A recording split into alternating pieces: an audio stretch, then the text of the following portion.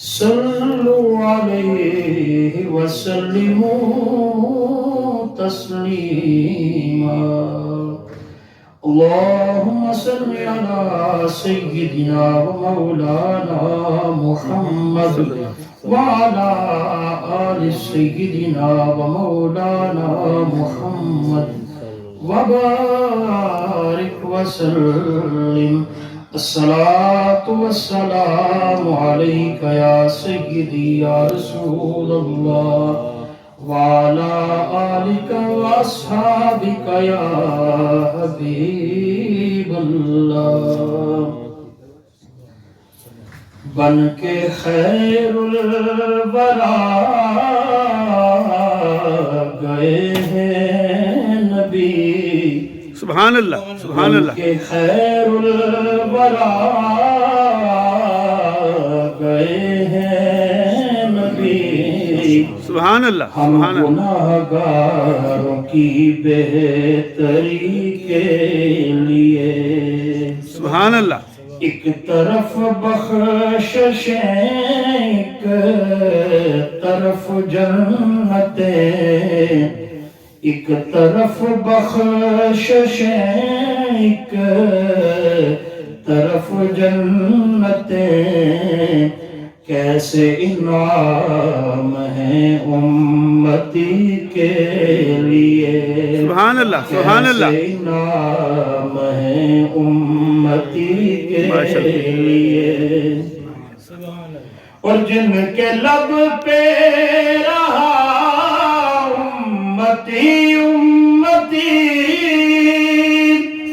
نام کا نیازی نہ بھولو کبھی سبحان اللہ سبحان اللہ جن کے لب پہ رہا امتی امتی نام کا نیازی نہ بھولو کبھی وہ کہیں امتی تو بھی کہہ یا نبی وہ کہیں امتی تو بھی کہہ یا نبی میں ہوں حاضر تیری چاکری کے لیے میں ہوں حاضر تیری چاکری کے لیے اللہ رب العزت کی بے شمار حمد و ثنا کے بعد سرکار دو عالم نور مجسم احمد مجتبی سیدنا محمد مصطفیٰ صلی اللہ علیہ وبارک وسلم کے حضور ناز میں اپنی محبتوں عقیدتوں چاہتوں اور نیازمندیوں کا خراج پیش کرنے کے بعد برادران والد ابار سامعین ذی وقار اللہ وحدہ لا شریک کا بہت و بے کنار شکر ہے کہ جس مالک لم یزل نے ہمیں ایک مرتبہ پھر اپنے اس پاک گھر میں جمع ہو کر اپنے حبیب کریم کا ذکر کرنے کی توفیق عنایت فرمائی پروردگار عالم میرا آپ سب کا یہاں آنا اس رب کی بندگی کرنا اپنی بارگاہ سمادیت میں مقبول و منظور فرمائے آمین اللہ رب العزت کے خالصتاً اسی کے فضل و احسان سے آج ہم جمعۃ المبارک کے اس اجتماع میں موجود ہیں اللہ کریم ہم سب کی بشری جو لفظیں ہیں ان سے درگزر فرمائے اور جب تک ہم زندہ ہیں ہماری جبینوں کو سجدوں کی لذت عطا فرماتے رہیں برادران والا تبار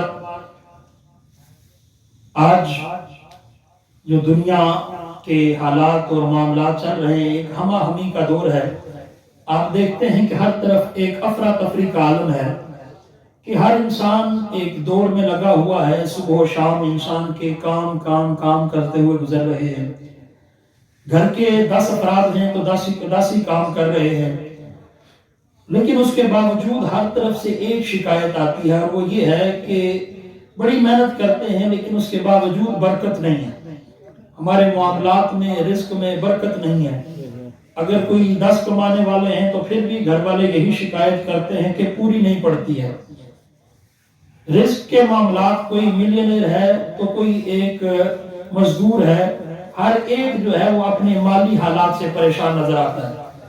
ایک اطمینان، ایک سکون، ایک قناعت اور ایک عافیت کی جو فضا ہے وہ کہیں نظر نہیں آتی ہے. ہر طرف سے ایک شکایت دیکھنے کو ملتی ہے، وہ افراد ہوں، وہ معاشرے ہوں یا ملک ہوں، ہر ایک کو اپنی اکانومی کی فکر رہتی ہے، ہر ایک کو اپنے مالی معاملات کا گلہ رہتا ہے. ہر ایک یہ گلہ کرتا نظر آتا ہے کہ ہم محنت بڑی کرتے ہیں، کام کاج بڑا کرتے ہیں، لیکن اس کے باوجود پوری نہیں پڑتی ہے. جس طرح آمدن ہے اس طرح خرچے بھی ہو جاتے ہیں، بچتا کچھ نہیں ہے. محنت کرتے ہیں، ایک مزدور سے لے کر ایک مل اونر تک ہر ایک یہی کہتا نظر آتا ہے کہ جناب کماتے ہیں تو خرچے بھی اسی جیسے ہیں، پوری نہیں پڑتی ہے. بعض افراد اس کو اللہ کی آزمائش لے لیتے ہیں اور بعض اسے اس بات پر معمول کرتے ہیں، لگتا ہے کسی نے کچھ بندش کرا دی ہے، لگتا ہے کسی کی نظر لگ گئی ہے. کوئی کہتا نظر آتا ہے لگتا ہے کہ کسی نے کوئی جو ہے وہ بد عمل کرا دیا ہے، کوئی تعویذ ہو گئے ہیں، کوئی جادو ہو، کوئی ٹونے ہو گئے ہیں. ہر ایک جو ہے وہ اس کی شکایت کرتا نظر آ رہا ہے کہ برکت نہیں ہے. اس کا سبب کیا ہے، اس کی وجہ کیا ہے؟ اللہ کے قرآن سے پوچھتے ہیں.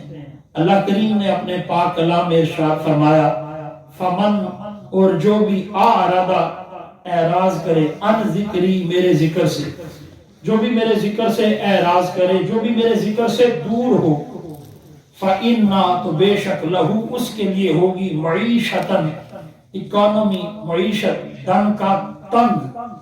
ہر وہ شخص، اللہ فرماتے ہیں ہر وہ شخص جو میرے ذکر سے اعراض کرے گا اس کے معیشت، اس کے مالی معاملات تنگ کر دیے جائیں. اور اس کی سبب کیا؟ صرف ایک سبب ہے، اور وہ یہ ہے کہ اللہ کے ذکر سے دور. آپ جتنے اللہ کے ذکر سے دور ہوں گے اسی قدر آپ کے معاشی معاملات تنگ ہوں گے. آپ جتنا اللہ کے ذکر کی طرف آئیں گے اللہ کریم آپ کو مالی طور پر بھی آسودگی عطا فرما دیں گے. اور وہ ذکر ہے کیا؟ کیا ذکر، کون سا ذکر ہے کہ جس سے اعراض کرنے سے اللہ جو ہے وہ یہ سزا دیتے ہیں؟ اور صرف یہیں تک نہیں بلکہ یہ فرمایا کہ اسے قیامت کے دن اندھا کر کے اٹھایا جائے گا. ہر وہ شخص اللہ کے ذکر سے اعراض کرتا ہے. دنیا میں سزا کیا ہے؟ دنیا میں سزا یہ ہے کہ اس کے مالی معاملات تنگ رہیں، وہ جتنی مرضی محنت کر لے، وہ جتنے مرضی اپنی عقل کے گھوڑے دوڑا لے، وہ جتنی مرضی محنت کر لے، وہ جتنے مرضی جو ہے اپنے دماغ کو استعمال کر لے، اس کے مالی معاملات تنگ ہی رہیں گے. اور آخرت میں کیا ہے؟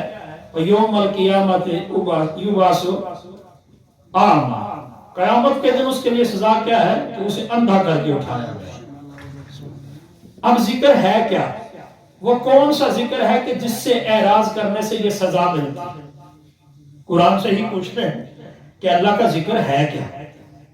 قرآن میں جو معنی بیان ہوئے ہیں انہیں ذکر کا سب سے پہلا معنی بیان ہوا ہے وہ ہے قرآن. کیونکہ اللہ کریم قرآن حکیم میں ارشاد فرماتے ہیں، نحن نزلنا الذکر وَإِنَّا لَهُ لَحَافِظُونَ، بے شک ہم نے اس ذکر یعنی قرآن حکیم کو اتارا اور ہم ہی اسی کے نگہبان ہیں. قرآن وہ کتاب ہدایت، قرآن وہ نصاب حیات، قرآن رشد و ہدایت کا وہ چشمہ جس نے انسان کو شعور زندگی بھی عطا کرنا تھا، شعور بندگی بھی عطا کرنا تھا. وہ کتاب ہدایت جس نے انسان کو زندگی گزارنے کا طریقہ بھی بتانا تھا اور اپنے رب کے عرفان کا جہاز سلیقہ بھی سکھانا تھا.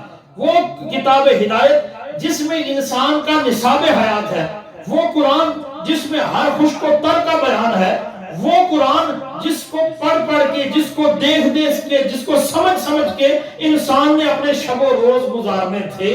یہ اللہ کا سب سے پہلا ذکر ہے. علامہ اقبال رحمۃ اللہ علیہ فرماتے ہیں، اے قوم جس نے اس قرآن سے زندگی سیکھنی تھی تم نے تو اس سے مرنا ہی سیکھا ہے. تب اٹھاتے ہو جب کسی کی جان اٹکتی ہے تو قرآن کھول کے بیٹھ جاتے ہو، کوئی مر جاتا ہے تو قرآن کھول کے بیٹھ جاتے ہو. یہ قرآن مردوں کو بخشوانے کے لیے نہیں آیا تھا، یہ تو مردوں کو زندہ کرنے کے لیے آیا تھا. یہ مردہ قوموں میں زندگی کی روح پھونکنے کے لیے آیا تھا. یہ قرآن تمہیں زندگی کا شعور دینے کے لیے آیا تھا. یہ قرآن تمہیں دنیا میں عروج دینے کے لیے آیا تھا، لیکن آج قوم نے اس قرآن سے اعراض کر دیا ہے۔ اور اگر قرآن ذکر کا معنی ہم قرآن لیں تو گویا رب یوں فرماتا ہے جو بھی میرے قرآن سے اعراض کرے گا اس کے لیے اس کی معیشت تنگ کر دی جائے گی، بھلے وہ کتنا ہی بڑا فنکار کیوں نہ ہو، بڑے وہ کتنا ہی بڑا جو ہے وہ اس کا دماغ کیوں نہ چلتا ہو، اس کے معاشی معاملات، اس کی دنیا کے معاملات، اس کے مال کے معاملات تنگ کر دیے جائیں گے، اور وہ یہ گلی گلی کہتا پھرے گا سمجھ نہیں آتی ہوا کیا ہے۔ بھائی تجھے باہر جا کر سمجھنے کی ضرورت نہیں، کسی عامل کے پاس بیٹھ کر سمجھنے کی ضرورت نہیں، کسی کو بتا کر سمجھنے کی ضرورت نہیں، ذرا اپنے گریبان میں جھانک، تو کتنا قرآن پڑھتا ہے، اللہ کی کتاب سے تیرا کتنا تعلق ہے؟ اگر خدا کی کتاب سے تعلق نہیں تو بھول جا کہ تجھے دنیا میں سکون ملے، بھول جا تجھے کل قبر میں سکون ملے، اور یہ بھول جا کر تجھے حشر میں بھی سکون ملے۔ اللہ اکبر۔ کیوں؟ قرآن اللہ کا ذکر ہے، اور اللہ فرماتے ہیں جو بھی میرے ذکر سے اعراض کرتا ہے اللہ اس کی معیشت تنگ کر دے گا۔ تجربہ کر کے دیکھ لیں، اپنی زندگیوں پر یہ لاگو کر کے دیکھ لیں، اپنی روٹین بنا کے دیکھ لیں۔ اگر آپ قرآن کو اپنی زندگی میں لے آئیں، وہ لوگ جو صبح گھر سے نکلنے سے پہلے اللہ کے قرآن کی تلاوت کرتے ہیں وہ بھی اپنی جو ہے مالی معاملات کا حساب دیکھ لیں، اور وہ لوگ بھی جو قرآن نہیں کھولتے ہیں، جو لوگ صبح قرآن کھول کے کام پہ جاتے ہیں، آپ دیکھیں کہ ان کی زندگی میں بھی برکت ہے، ان کی صحت میں بھی برکت ہے، ان کے مالی معاملات میں بھی سودی ہے۔ سبحان اللہ۔ انہیں کبھی کسی کے سامنے ہاتھ نہیں پھیلانا پڑے گا، کیوں؟ اس لیے کہ یہ قرآن اللہ کی بارگاہ میں ان کا سفارش کیا، یہ قرآن اللہ کی بارگاہ میں ان کے لیے دعا کرتا ہے۔ اور جو لوگ اس قرآن سے اعراض کرتے ہیں، قیامت کا دن آئے گا، اللہ کا قرآن فرماتا ہے، اللہ رب العزت خود ارشاد فرماتے ہیں قیامت کا دن آئے گا، یہ قرآن گلا کرے گا، اے اللہ تیرے اس مخلوق نے مجھے چھوڑ دیا تھا، ہجرم مہجورا، انہوں نے مجھ سے تعلق توڑ لیا تھا۔ تو جن لوگوں نے تعلق توڑ لیا ہو قرآن حشر میں بھی ان کی شکایت کرے گا، یہ وہ لوگ ہیں جنہوں نے مجھ سے اعراض کیا۔ اس لیے فمن اعرض عن ذکری، اللہ فرماتا ہے لوگوں رازق وہ ہے، رزق وہ دیتا ہے۔ اگر کوئی یہ سمجھتا ہے کہ رزق میری کوشش سے ملتا ہے تو یہ بھول جائے، اگر کوئی یہ سمجھتا ہے کہ میری عقل و دانش کی وجہ سے رزق ملتا ہے تو آج یہ بات ذہن سے نکال دے۔ اگر کوئی یہ سمجھتا ہے کہ یہ میری قابلیت اور ڈگریوں کی وجہ سے جو رزق ملتا ہے تو یہ بات ذہن کے گوشے سے نکال دے کہ یہ اس کی قابلیت کا نتیجہ ہے۔ کیوں؟ رازق صرف اور صرف اللہ کی ذات ہے، وہ جسے چاہتا ہے جتنا چاہتا ہے جب چاہتا ہے رزق عطا فرماتا ہے۔ اب رزق کا راز رازق خود بتاتا ہے کہ وہ یہ رزق کسے دیتا ہے، رزق کس کے لیے کشادہ کرتا ہے، یہ ان لوگوں کے لیے کشادہ کرتا ہے جو اللہ کے قرآن سے جڑ جاتے ہیں۔ اس لیے فمن اعرض عن ذکری فإن له معیشۃ ضنکا، ذکر کا پہلا معنی قرآن۔ لوگوں جو لوگ قرآن سے تعلق توڑ لیتے ہیں، جو قرآن پڑھنے سے جو پیچھے ہٹ جاتے ہیں، جو قرآن کے پڑھنے سے اعراض کرتے ہیں، اللہ ان کی معیشت تنگ کر کے رکھ دیتا ہے۔ وہ یہ کہتے نظر آتے ہیں، بھلے کتنی فیکٹریوں کی نہ ہو، بھلے کتنے کاروبار اور بزنس کیوں نہ ہو، وہ یہ کہتے نظر آئیں گے کہ برکت نہیں ہے، پوری نہیں پڑتی ہے، اتنا مال، اتنے اسباب، اتنے ملازمین کام کرنے کے باوجود بھی لون لینے پڑتے ہیں۔ کیوں؟ اس لیے کہ قرآن زندگی میں نہیں ہے۔ اور رزق تو دیتے ہی رازق ہے، رازق تو ہے ہی رب کائنات۔ آپ اس کا رستہ چھوڑ کر رزق کہاں سے حاصل کریں گے؟ ہے کوئی کائنات میں اس کے علاوہ رزق دینے والا؟ ہے کوئی کائنات میں اس کے علاوہ اس مخلوق کو پالنے والا؟ جب وہ رازق خود راز بتا رہا ہے کہ اگر اس کریم رب کی بارگاہ سے رزق لینا ہے اس کے قرآن سے جڑ جاؤ، اس کے قرآن سے جڑ جاؤ، پھر دیکھنا کہ رزق کی کس قدر فراوانی فراوانی ہو جائے، مال ہو جائے، لیکن برکت پھر بھی نہیں ہوگی۔ اب برکت کیا ہے اور کثرت کیا ہے؟ ایک ہوتا ہے کثرت، ایک ہوتی ہے برکت۔ کثرت بہت سا مال، آپ دیکھتے ہیں کثرت کسی چیز کی کثرت ہونا، اور ایک ہوتا ہے برکت۔ حضرت علی المرتضیٰ شیر خدا رضی اللہ تعالی عنہ، مولا کائنات، آپ سے کسی نے پوچھا حضور برکت اور کثرت میں فرق کیا ہے؟ لوگ دعا مانگتے ہیں اللہ مجھے بہت سا مال عطا فرما، یہ نہیں کہتے اللہ مجھے برکت والا مال عطا فرما۔ یہ برکت اور کثرت میں فرق کیا ہے؟ آپ نے فرمایا برکت اور کثرت کا فرق دیکھنا ہو تو बकरियों को देख लो और कुत्तों को देख लो, बकरियों में बरकत होती है, कुत्तों में कसरत होती है। जनाब बात खोल दीजिए, फरमाया सुनो, एक कुतिया जब बच्चा जन्मती है तो कितने बच्चे होते हैं उसके? कहा जनाब 6, 7, 8। फरमाया एक बकरी जब बच्चा जन्मती है तो वो कितने होते हैं? जनाब 1 या 2। फरमाया सुनो, फिर साल में बकरियां कितनी ज़िबा होती हैं? क्या कुत्ते इस तादाद में मारे जाते हैं? नहीं जनाब। फरमाया फिर देखो कुर्बानियां कितनी होती हैं, सदके कितने होते हैं, खाए कितने जाते हैं। उसके बावजूद कभी किसी ने सुना कि दुनिया में बकरियां कम हो गई? क्या किसी ने कभी सुना कि बकरियां नापैद हो गई, खाने के लिए मिल नहीं? कहा जनाब नहीं। फरमाया तो सुनो, बकरियों में बरकत है, कुत्ते बड़े तादाद में कितने ही ज्यादा क्यों ना हो, वो फिर भी कम हो जाते हैं, लोग उन्हें मार देते हैं। जनाब वजह क्या है?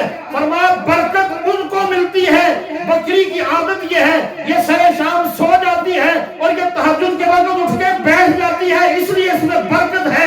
हर वो शख्स जिसका मामूल ये हो, ये इशा पढ़ के सो जाए, तहज्जुद के लिए उठ जाए, उसकी जिंदगी में खुदा बरकत रख देता है, खुदा उसे बरकत नसीब करता है, उसके हर काम में बरकत होती है। और कसरत कुत्तों में होती है, ये सारी रात जागते हैं, फजर का वक्त आता है सो जाते हैं। फरमाया वो इंसान जो सारी रात जागता हो, तहज्जुद के वक्त सो जाता हो, नमाज फजर के वक्त सोता हुआ मिले, सुनो उसके पास कसरत होगी, बरकत कभी नहीं होगी। क्यों? बरकत उन्हें मिलती है जो सुबह उठते हैं अल्लाह का जिक्र करते हैं। सुभान अल्लाह। इसलिए अल्लाह ने फरमाया फमन आरद अन जिक्री फइन्न लहू मईशतन दनका, जो मेरे जिक्र से एराज करे अल्लाह उसकी मईशत तंग करके रख देगा, उसके माली मामलात तंग करके रख देगा। वो लोग जो अल्लाह का जिक्र करते हैं, वो लोग जो सुबह उठते हैं, वो लोग जो फजर की नमाज और तहज्जुद की नमाजें पढ़ते हैं, उनके चेहरों का सुकून देख लीजिए, उनके बात सुनने में कभी भी आपको रोते हुए नजर नहीं आएंगे जनाब पूरी नहीं पड़ती, उनकी जुबानों पर अल्लाह का शुक्र होगा। क्यों? ये वो लोग हैं जो अल्लाह के जिक्र वाले लोग। और जिक्र की दूसरी किस्म, जिक्र का दूसरा माना कुरान ने ही बयान किया, फरमाया अकीमिस सलात अल जिक्री, जिक्र का दूसरा माना नमाज, सलात। इसलिए अल्लाह रब्बुल इज्जत ने फरमाया अकीमिस सलात अल जिक्री, मेरे जिक्र के लिए नमाज पढ़ो। जिक्र की दूसरी जो सूरत है वो क्या है? नमाज। और अगर फमन आरद अन जिक्री, अगर ये माना किया जाए जिक्र का माना नमाज, तो फिर तर्जुमा यूं होगा कि जो शख्स भी नमाज से एराज करता है अल्लाह उसकी मईशत में तंग करके रख देता है। जो शख्स भी नमाज से एराज करता है, और नमाज क्या है? अस्सलातो मेराजुल मोमिन, हर एक बंदा जानता है अस्सलातो मेराजुल मोमिन, ये महीना मेराज का भी है। अस्सलातो मेराजुल मोमिन, मोमिन की मेराज क्या है? नमाज। मोमिन की मेराज क्या है? नमाज। मेराज कहते हैं किसे? मेराज कहते हैं किसे? मेराज उरूज से, आप पढ़ते रहते हैं, मेराज उरूज से है, मेराज सीढ़ी को कहते हैं, मेराज सीढ़ी को कहते हैं हर वो चीज जो बुलंदी की तरफ लेके जाने वाली हो। गोया नमाज वो है जो इंसान को बुलंदी और उरूज की तरफ लेके जाने वाली है।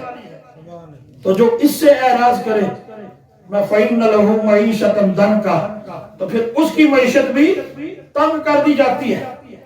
और नमाज कितनी बड़ी चीज, अल्लाह के रसूल सल्लल्लाहु अलैहि वसल्लम ने इरशाद फरमाया, लोगों काफिर और मुसलमान के दरमियान जो फर्क है वो सिर्फ नमाज का। काफिर और मुसलमान के दरमियान जो फर्क है वो सिर्फ नमाज का है। अल्लाह के रसूल सल्लल्लाहु अलैहि वसल्लम फरमाते हैं मन कफरा मन तरक सलाता मुतअम्मिदन फकद कफरा औ कमा क़ाल अलैहिस्सलातु वस्सलाम, कि जिस शख्स ने भी जानबूझकर नमाज छोड़ी उसने कुफ्र किया, उसने कुफ्र किया।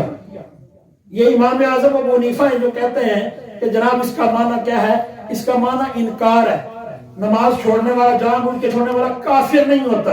लेकिन इमाम शाफई कहते हैं जो जानबूझकर नमाज छोड़ता है वो काफिर हो जाता है, अगर वो मरे भी तो उसको मुसलमानों के कब्रिस्तान में दफन नहीं करना चाहिए। یہ پیران پیر غوث دستگیر جناب غوث پاک کا فتویٰ بھی یہی ہے، جو شخص بھی جان بوجھ کر نماز چھوڑتا ہے، بغیر کسی عذر کے نماز چھوڑتا ہے، ورنہ اسے مسلمانوں کے قبرستان میں دفن نہ کیا جائے۔ یہ نماز کتنی ضروری ہے، لیکن اگر معنی یہ کیا جائے فمن اعرض عن ذکری، کہ جس نے اعراض کیا نماز سے، چونکہ ذکر کا معنی نماز بھی ہے، تو جس نے نماز سے اعراض کیا اس کی معیشت تنگ ہو جاتی ہے، اس کے مالی معاملات تنگ ہو جاتے ہیں، وہ گھر کا جتنا مرضی بجٹ بناتا پھرے پریشان رہتا ہے کہ پوری نہیں پڑتی ہے۔ وجہ کیا ہے؟ اللہ کے ذکر سے دوری ہے۔ اللہ کے ذکر سے دور ہونا انسان کے لیے یہ دنیا بھی تنگ کر کے رکھ دیتا ہے۔ وہ لوگ جو 5 وقت کی نماز پڑھتے ہیں، ذرا ان کی زندگیاں بھی دیکھ لیں۔ جو شخص 5 وقت نماز پڑھتا ہوگا، اس کے چہرے کا سکون آپ کو بتاتا ہوگا جناب یہ بندہ سکون میں ہے۔ کیوں؟ جس کا تعلق رازق سے ہو جائے، جو صبح 5 وقت ایک اپنے مالک حقیقی کے سامنے سر بسجود ہوتا ہو۔ کہ آپ انسانی معاملات کو دیکھ لیں، آپ دن میں کسی کو 5 بار سلام کریں، 5 بار کسی کے گھر جا کے حاضری دیں، کیا کہتے ہیں اس کے دل میں آپ کے لیے محبت نہیں ہوگی؟ کیا وہ آپ کے لیے اچھے جذبات نہیں رکھتا ہوگا؟ آپ کسی رستے میں بیٹھ جائیں، کیا آپ کسی ایک دکاندار کا مشاہدہ کر لیں، اگر دن میں گزرنے والا 5 بار آپ کو سلام کر کے گزرے، کیا وہ آپ کی نظر میں نہیں آ جاتا؟ اگر ایک دن نظر نہ آئے تو بندہ پوچھتا ہے یار وہ بندہ سلام کرنے والا گزرتا تھا وہ کدھر گیا؟ تو مجھے یہ بتائیں جو 5 وقت اللہ کے حضور سلام کرتا ہو، 5 وقت اس کریم کی بارگاہ میں سجدہ ریز ہوتا ہو، وہ اللہ کے کرم کی نگاہ میں نہیں آئے گا تو پھر کون آئے گا؟ اس لیے فرمایا فمن اعرض عن ذکری فإن له معیشۃ ضنکا، جو اللہ کے سامنے سجدہ ریز ہونے سے ہٹ جاتا ہے پھر اللہ اس کی دنیا میں اس کے لیے تنگ کر دیتا ہے۔ یہ راز ہے اپنے مالی معاملات کو درست کرنے کا۔ آپ جتنا اللہ کا ذکر کریں گے اتنا آپ کے مال میں برکت آتی جائے گی، رب اتنا ہی آپ کو نوازتا چلا جائے گا۔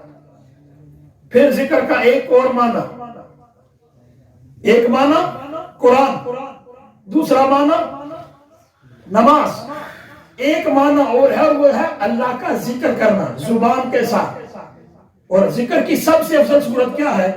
اللہ کے رسول صلی اللہ علیہ وسلم فرماتے ہیں افضل ذکر لا الہ الا اللہ، افضل ذکر لا الہ الا اللہ۔ محبت سے کہہ دیں اللہ نے مرتے ہوئے بھی کلمہ نصیب فرمائے، افضل ذکر لا الہ، لا الہ، یہ لا الہ الا اللہ اللہ کے رسول فرماتے ہیں یہ سب سے بہتر ذکر ہے، سب سے اعلیٰ ذکر ہے۔ افضل ذکر لا الہ الا اللہ، یہ سب سے افضل صورت ہے لا الہ الا اللہ۔ اور پھر حضور نے فرمایا من کانا آخر کلام ہی لا الہ الا اللہ دخل الجنہ، لوگوں جس شخص کو مرتے ہوئے یہ کلمہ نصیب ہو جائے اللہ اس پر جنت کو واجب کر دے۔ سبحان اللہ، مرتے ہوئے جس کو یہ کلمہ نصیب ہو جائے۔ اگر معنی یہ کیا جائے تو پھر پتہ یوں چلا اللہ فرماتے ہیں جس نے اس کلمے سے اعراض کیا، اور یہ کلمہ ہے کیا؟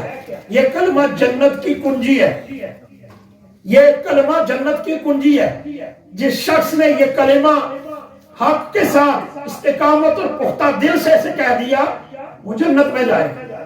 اور یہ بات ہلکی نہیں ہے، آپ حدیث شفاعت پڑھ کے دیکھ لیں، حدیث شفاعت پڑھ کے دیکھ لیں۔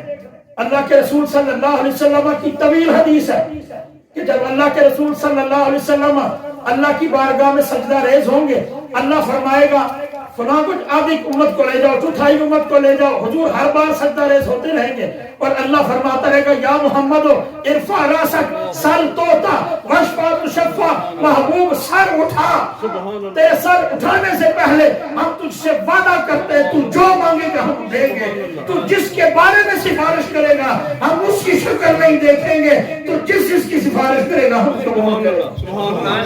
اور پھر اللہ فرمائے گا جس نے زندگی میں ایک بار بھی لا الہ الا اللہ پورے ایمان سے پڑھا ہوگا اسے بھی جنت ملے گی۔ یہ وہ کلمہ ہے جو جنت میں لے کے جانے والا ہے۔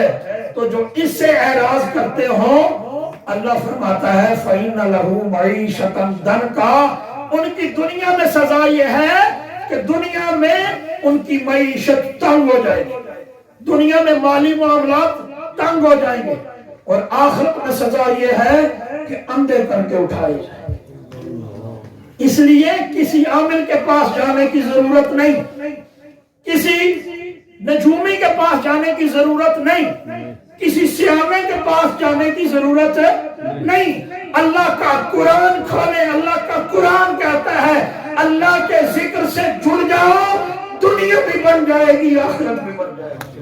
سبحان اللہ۔ فمن اعرض عن ذکری فإن له معیشۃ ضنکا، جو لوگ اللہ کے ذکر سے اعراض کرتے ہیں ان کی معیشت تنگ ہو جاتی ہے، ان کے مالی معاملات تنگ ہو جاتے ہیں۔ اور ذکر کا ایک اور معنی، اگر ہم اس حدیث پاک پہ جائیں، جب آیت کریمہ نازل ہوئی وَرَفَعْنَا لَكَ ذِكْرَكَ، وَرَفَعْنَا لَكَ ذِكْرَكَ، جب یہ نازل ہوئی تو اللہ کے کریم نبی نے ارشاد فرمایا حضرت جبریل سے، میرے ذکر کی رفعت کیا ہے؟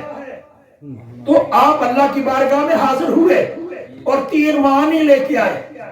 ایک تو تھا جالتوں کا ذکری، ہم نے آپ کو اپنا ذکر بنا دیا ہے، تو جب محمد مصطفیٰ ہی اللہ کا ذکر ہے تو پھر ترجمہ یوں ہوگا جو بھی محمد مصطفیٰ کا رستہ چھوڑ کے چلتا ہے اللہ اس کی دنیا بھی اس پر تنگ کر دیتا ہے۔ زندگی کا مقصد محمد مصطفیٰ صلی اللہ علیہ وسلم کی اتباع اور پیروی ہو جائے تو پھر اللہ دنیا بھی آسان کر دیتا ہے، آخرت بھی آسان کر دیتا ہے۔ فمن اعرض عن ذکری، مطلب یہ ہوا کہ جو میرے ذکر یعنی محمد مصطفیٰ سے اعراض کرے تو پھر اس کے لیے کیا ہوگا؟ اس کی زندگی تنگ کر دی جائے۔ اس لیے ذکر کے یہ 4 معنی اپنی زندگیوں میں سمو لیجئے۔ نماز کبھی نہ چھوڑیے، کیوں؟